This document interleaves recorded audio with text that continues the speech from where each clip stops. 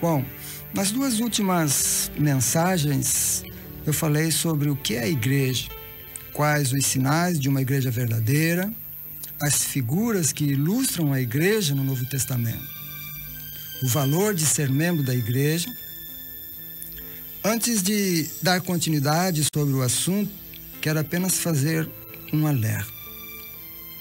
Ouvintes, aprender sobre este assunto é muito importante, pois vivemos em um tempo onde uma grande parte daqueles que se dizem evangélicos e convertidos a Cristo não sabem sequer o mínimo sobre o que é a igreja local, e muito menos do propósito dela existir.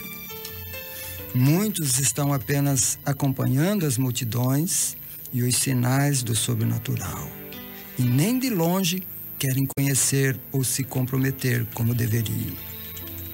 Alguns buscam apenas satisfação religiosa e fazem da igreja local um clube de entretenimento.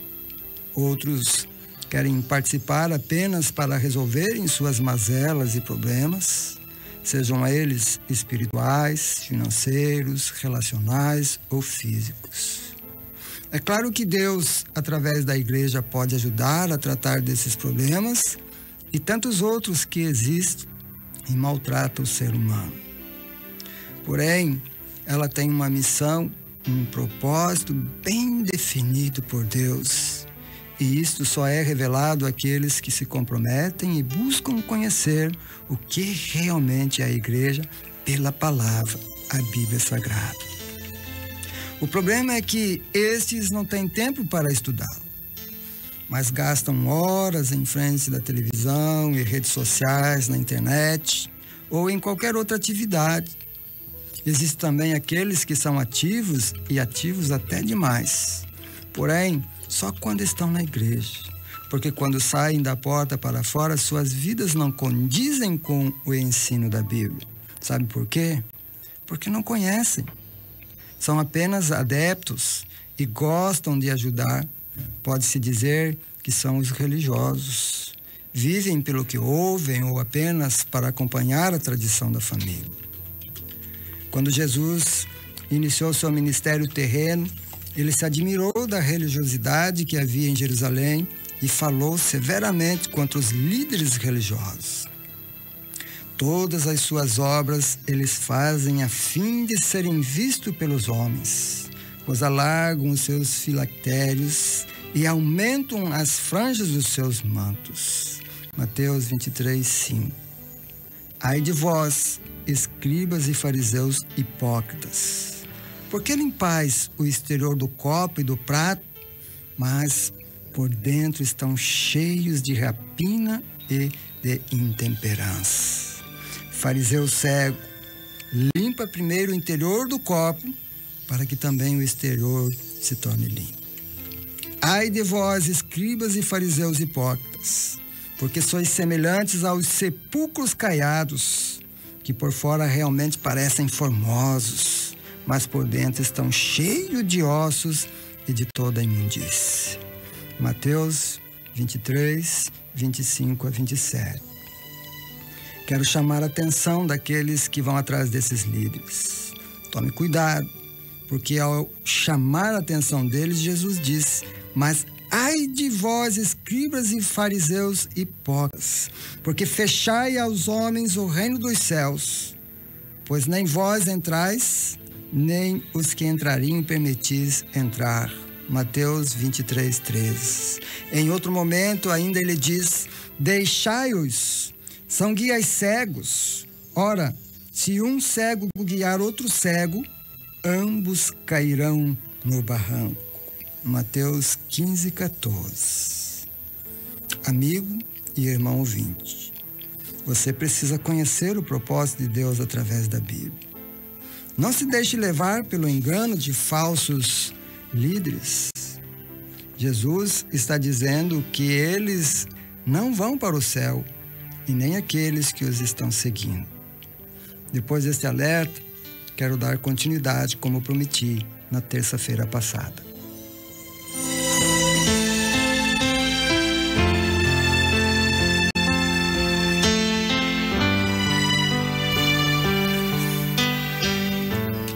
Antes, farei apenas um breve resumo daquilo que já falei. Assim, espero facilitar a compreensão daqueles que não viram desde o início. A palavra grega para a igreja é eklesia. Ela aparece 114 vezes no Novo Testamento e nunca é designada a um lugar ou a um templo, nem para uma sinagoga, nem a um santuário. O que fica claro é: igreja é o povo de Deus. É a reunião dos santos, os salvos por Jesus. Aqueles que nasceram de novo, isso é, aqueles que foram chamados para fora do mundo para estar dentro do corpo de Cristo. O apóstolo Paulo faz questão de enfatizar que a igreja é a mistura de todos os povos, onde não há grego, nem judeu, circuncisão, nem incircuncisão, bárbaro, cita, escravo ou livre, mas Cristo é tudo em todos. Colossenses 3:11. O apóstolo ainda afirma: porque todos quantos fostes batizados em Cristo, vos revestistes de Cristo. Não há judeu nem grego, não há escravo nem livre, não há homem nem mulher, porque todos vós sois um em Cristo Jesus. Gálatas 3:28. A igreja é um organismo, mas também uma organização. Como organismo, é o corpo de Cristo, é invisível, universal, perfeita, celestial e eterna. Como organização, ela se torna a igreja local e expressa sua natureza física, ou um local geográfico onde o salvo em Cristo frequenta, formando assim um grupo composto por todos os que vivem em uma localidade e pela fé aceitam o sacrifício vicário de Cristo e têm a palavra de Deus como a sua única regra de fé e conduta. E reúne-se para a realização da obra de Deus. Vejam que o apóstolo Paulo, ao escrever aos Coríntios, afirma com clareza quem é o destinatário. A igreja de Deus que está em Corinto, aos santificados em Cristo Jesus, chamados para serem santos, com todos os que em todo lugar invocam o nome de nosso Senhor Jesus Cristo, Senhor deles e nosso. 1 Coríntios 1:2. Vemos que o apóstolo está se referindo a uma igreja local, a qual faz parte do corpo de Cristo, que está em todos os lugares. Porém, aqui, ela está geograficamente localizada na cidade de Corinto. Ser membro da igreja significa que você foi salvo por Jesus Cristo e Ele tornou-se Senhor e Salvador da sua vida. Agora você precisa ser edificado na fé, receber instrução espiritual e partilhar da comunhão e do trabalho que Deus tem para realizar através da igreja.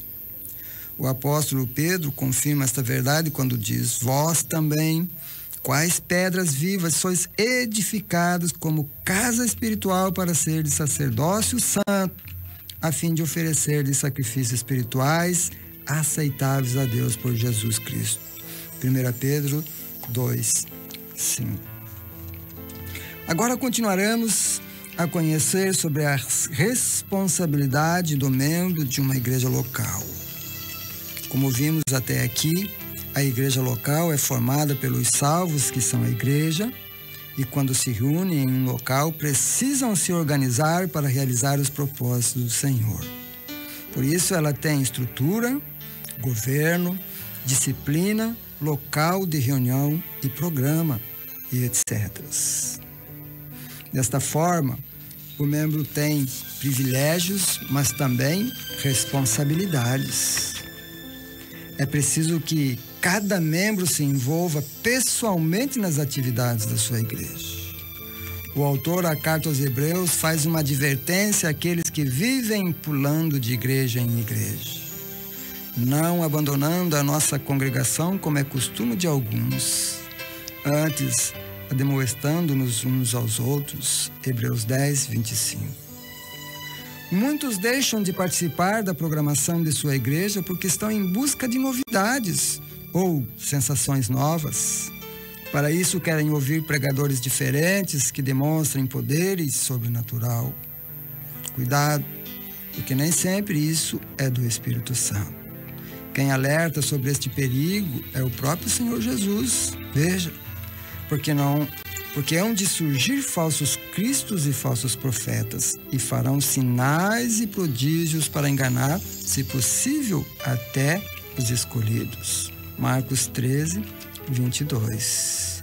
Também o apóstolo Paulo escreve aos Coríntios com a mesma preocupação e os alerta dizendo: mas temo que, assim como a serpente enganou a Eva com a sua astúcia, assim também sejam de alguma sorte corrompidos vossos entendimentos e se apartem da simplicidade e da pureza que há em Cristo. 2 Coríntios 11, 3. Paulo continua falando: pois os tais são falsos apóstolos, obreiros fraudulentos, disfarçando-se em apóstolos de Cristo. E não é de admirar, porquanto o próprio Satanás se disfarça em anjo de luz. 2 Coríntios 11, 13, 14. Se você foi alcançado por Cristo, o seu lugar é na sua igreja. Sendo assim, o membro precisa conhecer as atividades da sua igreja para poder participar delas. Quando você nasceu de novo e tornou-se a igreja, logo recebeu também dons que devem ser aplicados na causa e propósito do Senhor através da igreja local. Isto acontecerá através dos cultos de adoração e louvor, da oração, da pregação da palavra, da evangelização e missões. Por isso, o membro não pode participar apenas como um espectador. Ele vai à igreja para prestar culto a Deus. Culto é trabalho da alma. Por isso, deve ser feito com toda a reverência e empenho. A igreja, como organização, precisa se reunir para planejar. O membro deve participar das reuniões, sejam elas administrativas ou espirituais. São vários os motivos e departamentos quais precisam de direcionamentos, como missões, evangelismo, ensino, ação social, grupo de casais, de homens, de mulheres, de jovens, de crianças e outros, conforme a necessidade local. O membro da igreja local não pode ser apenas espectador ou achar que por dar dízimo e ofertas não precisa se envolver nos trabalhos. Muito pelo contrário, ele foi salvo para servir a Deus e ao próximo. Este foi o exemplo daquele que fundou a igreja, e ele chamou a atenção dos discípulos dizendo: e qualquer que entre vós quiser ser o primeiro, será vosso servo. Assim como o Filho do Homem não veio para ser servido, mas para servir e para dar a sua vida em resgate de muitos. Mateus 20, 27 e 28. São inúmeros as oportunidades de servir através de uma igreja local. E para isso, Deus capacita os membros com talentos e dons. Veja que Paulo diz: de modo que, tendo diferentes dons, segundo a graça que nos foi dada, se é profecia, seja ela segundo a medida da fé, se é ministério, seja em ministrar, se é ensinar, haja dedicação ao ensino, ou o que exorta, use esse dom em exortar, o que reparte, faça-o com liberalidade, o que preside, com zelo, o que usa de misericórdia, com alegria. Romanos 12, 6 a 8. Enfim, isso mostra que Deus capacita a igreja para realizar seu propósito. Por isso, é um privilégio poder servir. O membro pode servir no ensino, este é um dom, e a igreja é uma escola. Cada ministério precisa ensinar. Além disso, tem a escola bíblica, que precisa de professores para ensinar a Bíblia e as doutrinas necessárias para a edificação da igreja. Outra área importante é a ação social.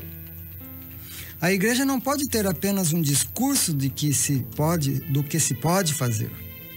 Ela precisa agir socorrendo os pobres, os necessitados, os doentes e idosos, Este é o dom da misericórdia.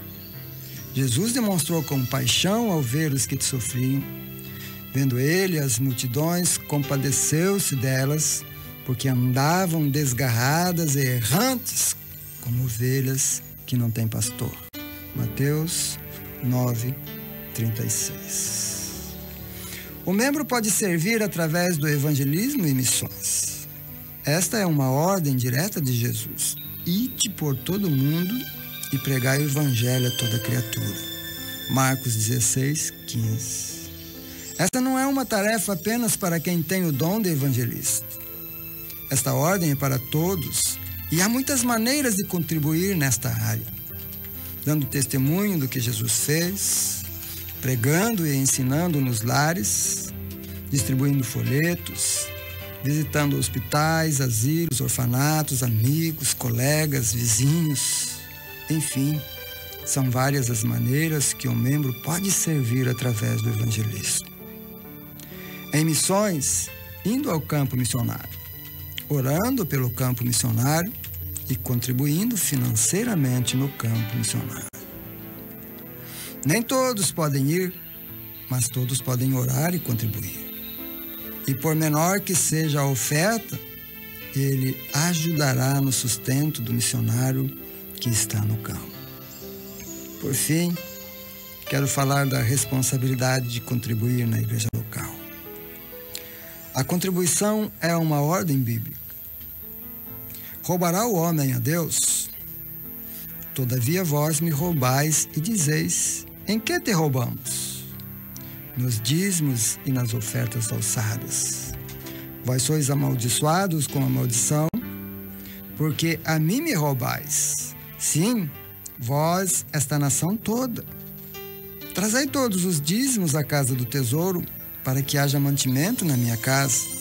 E depois fazei prova de mim, diz o Senhor dos Exércitos. Se eu não vos abrir as janelas do céu e não derramar sobre vós tal bênção, que dela vos advenha maior abastança. Malaquias 3:8-10. Paulo instruiu a igreja referente às ofertas. Ele diz: no primeiro dia da semana, cada um de vós ponha de parte o que puder, conforme tiver prosperado, guardando-o para que se não façam coletas quando eu chegar. 1 Coríntios 16:2. Como vimos, a contribuição estabelecida por Deus se constitui do dízimo e das ofertas. E elas servem para a manutenção e expansão da igreja local, que tem como objetivo cumprir o propósito de Deus. Por isso, contribuir faz parte do culto que um membro presta a Deus, mas deve ser feito com entendimento de coração e com alegria. Cada um contribua segundo propôs no seu coração, não com tristeza nem por constrangimento, porque Deus ama ao que dá com alegria. E Deus é poderoso para fazer abundar em vós toda a graça, a fim de que, tendo sempre em tudo toda a suficiência, abundeis em toda boa obra. 2 Coríntios 9:7-8. Assim, encerro esta mensagem e espero que tenha contribuído para a edificação da sua vida. Agora você sabe qual é a responsabilidade de ser membro da Igreja de Jesus. Mas os privilégios são infinitos. Por isso, na próxima terça-feira estarei falando, se Deus assim permitir, como praticar a comunhão cristã. E você verá que vale a pena ser parte da Igreja de Jesus. Ouvindo, se você deseja conhecer mais do propósito de Deus na sua vida, eu posso lhe ajudar. Se precisar de ajuda, me procure na Igreja Batista Fé, Esperança e Amor e terei maior prazer em ajudá-lo. Se você tem o seu pastor, peça a ele que te ajude a compreender melhor. Não fique com dúvidas. Conheça o propósito do Senhor e sirva-o de todo o coração, entregando-se por inteiro na realização do trabalho de sua igreja. Amém? Que Deus possa abençoar-nos a entender e a compreender e a conhecer a sua responsabilidade como membro de uma igreja local e a compreender que você é a igreja. E assim, então, você pode realizar o propósito do Senhor. Senhor, nós, mais uma vez, Deus, queremos agradecer por esse tempo precioso que estivemos ouvindo e sendo ministrado pelo Seu Espírito. Por tudo aquilo que a Sua palavra falou aos nossos corações, nos advertiu, nos lembrou, nos ensinou, nos instruiu.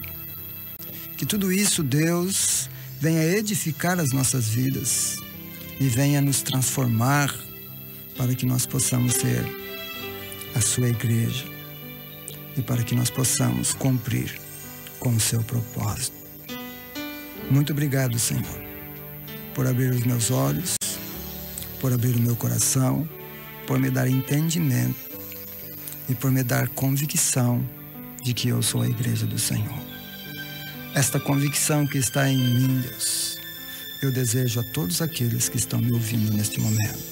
E eu intercedo por cada um deles, pedindo que o Seu Espírito os ilumine e os direcione na compreensão daquilo que ouviram nesta noite. E que esta verdade